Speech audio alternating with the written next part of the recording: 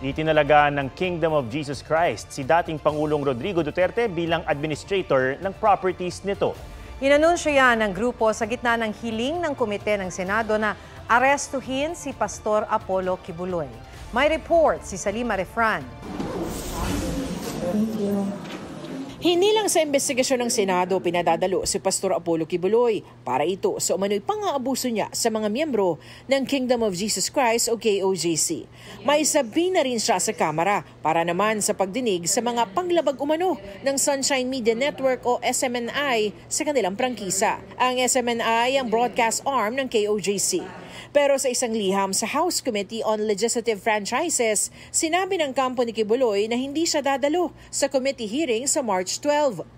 Honorary chairman na lang daw kasi ang pastor at 2018 pa hindi kasama sa pamamahala at operasyon ng SMNI.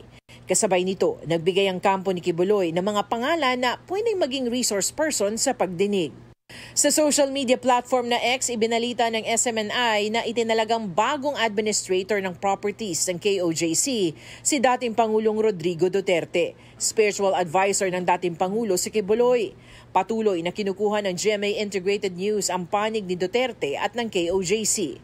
Tumanggi namang magbigay ng pahayag ang abogado ni Kibuloy na si Attorney Ferdinand Topacio.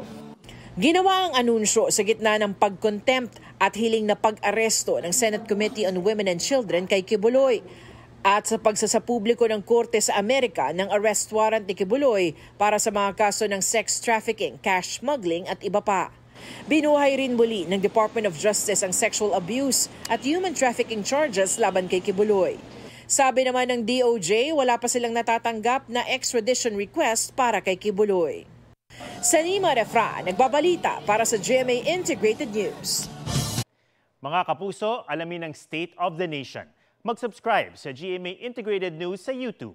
Sa ating mga kapuso abroad, samahan niyo kami sa GMA Pinoy TV at sa www.gmanews.tv.